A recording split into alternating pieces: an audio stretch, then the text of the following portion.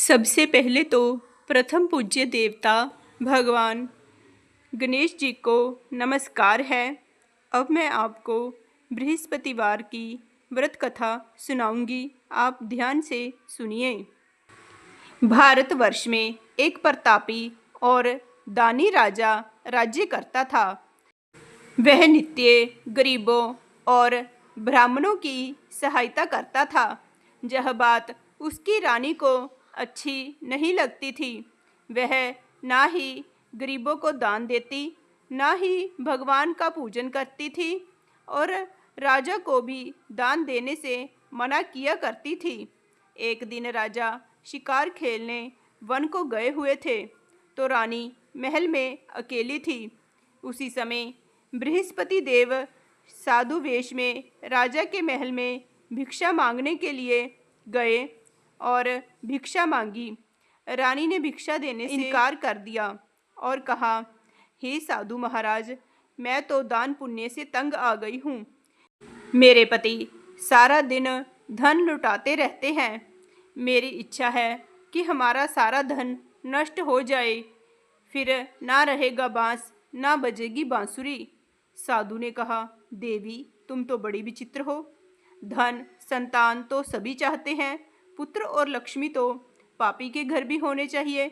यदि तुम्हारे पास अधिक है तो भूखों को भोजन दो, प्यासों के लिए प्याऊ बनवाओ, मुसाफिरों के लिए धर्मशालाएं खुलवाओ। जो निर्धन अपनी कुंवारी कन्याओं का विवाह नहीं कर सकते, उनका विवाह करवा दो। ऐसे और भी कई काम हैं जिनके करने से तुम्हारा यश लोक परलोक में फैलेगा। परंतु रानी पर उपदेश का कोई प्रभाव नहीं पड़ा। वह बोली, महाराज, आप मुझे कुछ न समझाएं। मैं ऐसा धन नहीं चाहती जो हर जगह बांटती फिरूं। साधु ने उत्तर दिया, यदि तुम्हारी ऐसी इच्छा है तो तथास्तु। तुम ऐसा करना कि बृहस्पतिवार को घर लीपकर पीली मिट्टी से अपना सिर धोकर स्नान करना, भट्टी चढ़ाकर कपड़े धोना। ऐसा करने से तुम्हारा सारा धन नष्ट हो जाएगा। इतना कहकर वे साधु महाराज वहाँ से अलोप हो गए। साधु के अनुसार कई बातों को पूरा करके रानी को केवल 3 बृहस्पतिवार ही बीते थे कि उसकी समस्त धन संपत्ति नष्ट हो गई। भोजन के लिए राजा का परिवार तरसने लगा। तब एक दिन राजा रानी से बोला कि हे रानी, तुम यहीं रहो, मैं दूसरे देश को जाता हूँ, क्योंकि जहाँ पर सभी लोग मुझे जानते हैं, इसलिए मैं कोई छोटा कार्य नहीं कर सकता। ऐसा कहकर राजा परदेश चला गया। वहाँ वह जंगल से लकड़ी काट कर लाता और शहर में बेचता। इस तरह वह अपना जीवन व्यतीत करने लगा। इधर राजा के परदेश जाते ही रानी और दासी दुखी रहने लगी। एक बार जब रानी और दासी को 7 दिन तक बिना भोजन के रहना पड़ा, तो रानी ने अपनी दासी से कहा, हे दासी, पास ही के नगर में मेरी बहन रहती है। वह बड़ी धनवान है, तू उसके पास जा और कुछ ले आ, ताकि थोड़ी बहुत गुजर बसर हो जाए। दासी रानी की बहन के पास गई। उस दिन गुरुवार था और रानी की बहन उस समय बृहस्पतिवार व्रत की कथा सुन रही थी। दासी ने रानी की बहन से अपनी रानी का संदेश दिया, लेकिन रानी की बड़ी बहन ने कोई भी उत्तर नहीं दिया। जब दासी को रानी की बहन से कोई उत्तर नहीं मिला तो वह बहुत दुखी हुई और उसे क्रोध भी आया। दासी ने वापस आकर रानी को सारी बात बता दी। सुनकर रानी ने अपने भाग्य को कोसा। उधर रानी की बहन ने सोचा कि मेरी बहन की दासी आई थी, परंतु मैं उससे कुछ नहीं बोली, इससे वह बहुत दुखी हुई होगी। कथा सुनकर और पूजन समाप्त करके वह अपनी बहन के घर आई और कहने लगी, हे बहन, मैं बृहस्पतिवार का व्रत कर रही थी। तुम्हारी दासी मेरे घर आई थी। परंतु जब तक कथा होती है तब तक ना तो उठते हैं और ना ही बोलते हैं। इसलिए मैं भी नहीं बोली। कहो दासी, क्यों गई थी? रानी बोली, बहन, तुमसे क्या छिपाऊं? हमारे घर में खाने तक को अनाज नहीं है। ऐसा कहते कहते रानी की आंखें भर आई। उसने दासी समेत पिछले 7 दिनों से भूखे रहने तक की बात अपनी बहन को विस्तार पूर्वक बता दी। रानी की बहन बोली, देखो बहन, भगवान बृहस्पति देव सबकी मनोकामना को पूर्ण करते हैं। देखो, शायद तुम्हारे घर में अनाज रखा हो। पहले तो रानी को विश्वास नहीं हुआ, पर बहन के आग्रह करने पर उसने अपनी दासी को अंदर भेजा तो उसे सचमुच अनाज से भरा एक घड़ा मिल गया। यह देखकर दासी को बड़ी हैरानी हुई। दासी रानी से कहने लगी, हे रानी, जब हमको भोजन नहीं मिलता तो हम व्रत ही तो करते हैं, इसलिए क्यों ना इनसे व्रत और कथा की विधि पूछ ली जाए ताकि हम भी व्रत कर सकें। तब रानी ने अपनी बहन से बृहस्पतिवार व्रत के बारे में पूछा। उसकी बहन ने बताया, बृहस्पतिवार के व्रत में चने की दाल और मुनक्का से भगवान विष्णु जी का पूजन करना चाहिए। केले की जड़ में पूजन करें तथा दीपक जलाएं, व्रत कथा सुनें और पीला भोजन ही करें। इससे बृहस्पति देव प्रसन्न होते हैं। व्रत और पूजन विधि बताकर रानी की बहन अपने घर को लौट गई। 7 दिन के बाद जब गुरुवार आया तो रानी और दासी ने व्रत रखा। गुड़साल में जाकर चना और गुड़ लेकर आई। फिर उससे केले की जड़ तथा विष्णु भगवान का पूजन किया। अब पीला भोजन कहाँ से आए, इस बात को लेकर दोनों बहुत दुखी थी। क्योंकि उन्होंने व्रत रखा था, इसलिए बृहस्पति देव उनसे प्रसन्न थे। इसलिए वे एक साधारण व्यक्ति का रूप धारण कर 2 थालों में सुंदर पीला भोजन दासी को दे गए। भोजन पाकर दासी प्रसन्न हुई और फिर रानी के साथ मिलकर भोजन ग्रहण किया। उसके बाद वे सभी गुरुवार को व्रत और पूजन करने लगी।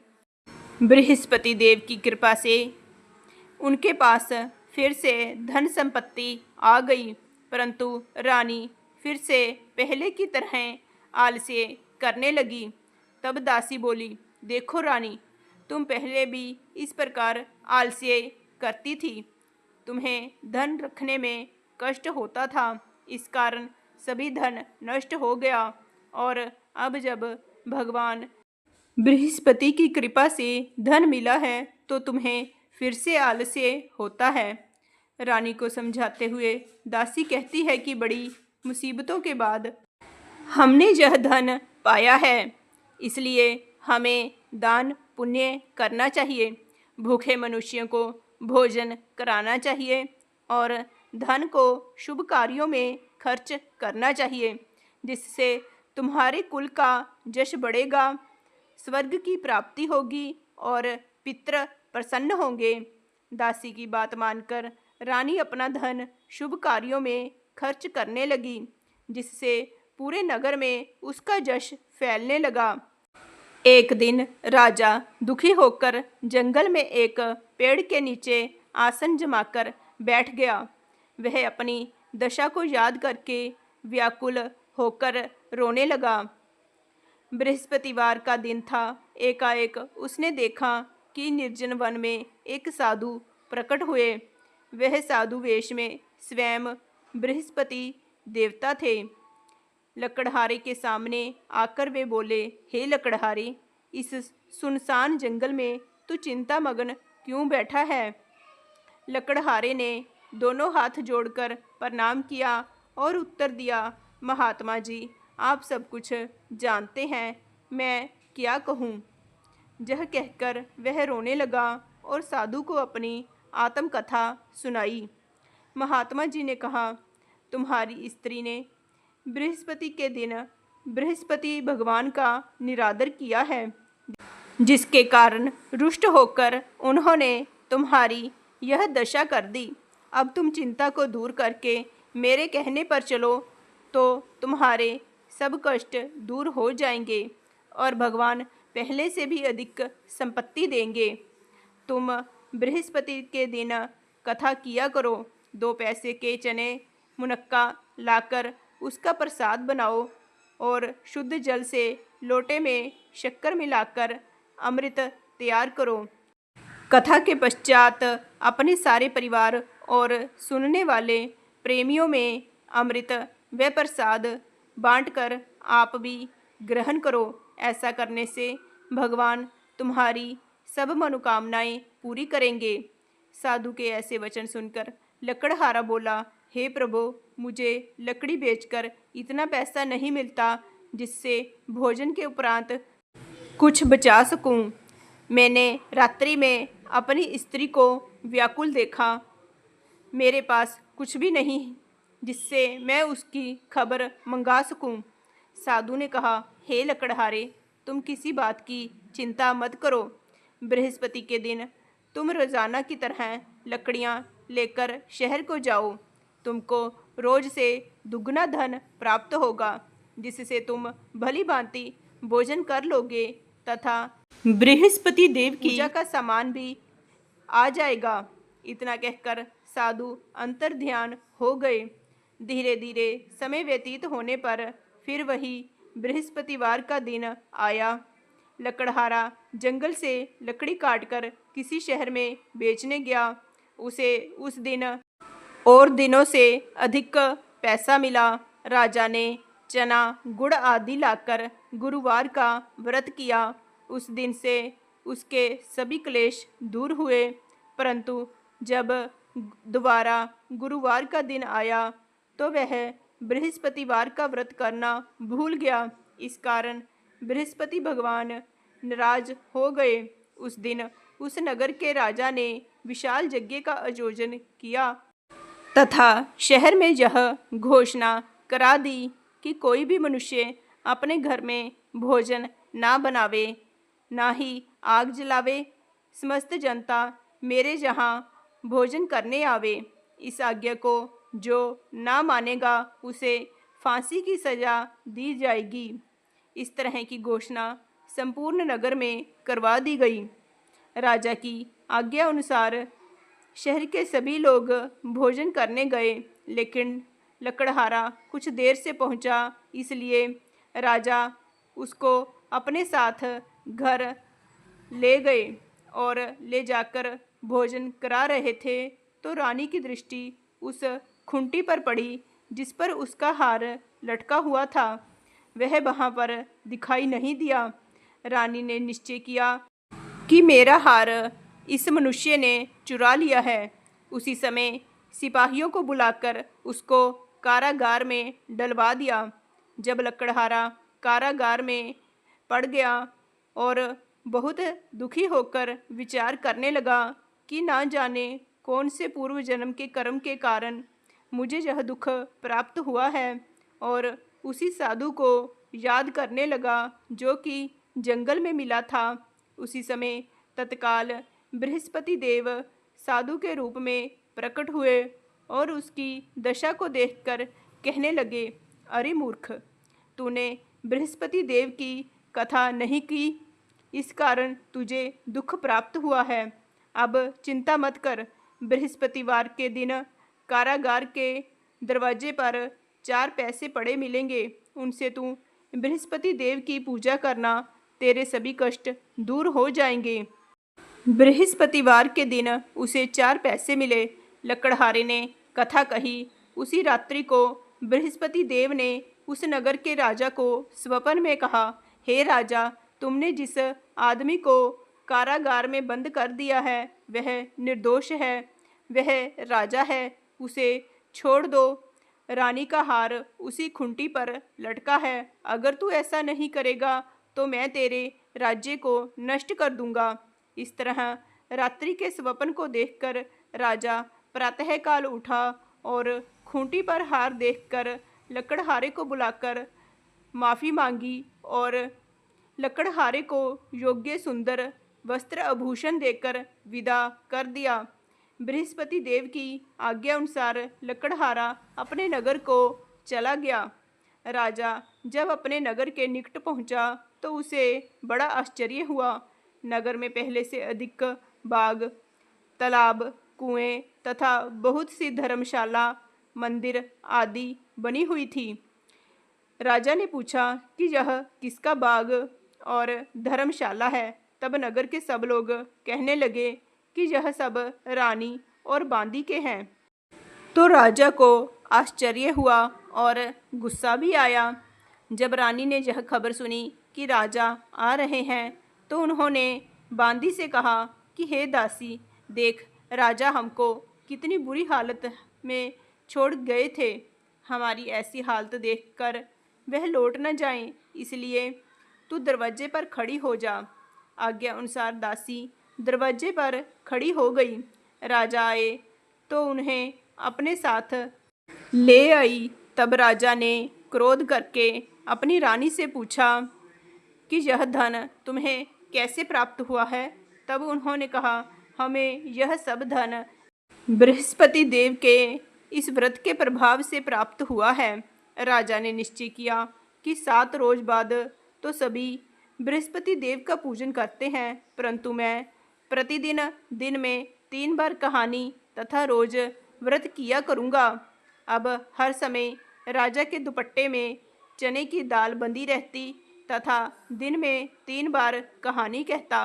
एक रोज राजा ने विचार किया कि चलो अपनी बहन के यहाँ हो आवे। इस तरह निश्चय करके राजा घोड़े पर सवार हो अपनी बहन के यहाँ को चलने लगा। मार्ग में उसने देखा कि कुछ आदमी एक मुर्दे को लिए जा रहे हैं।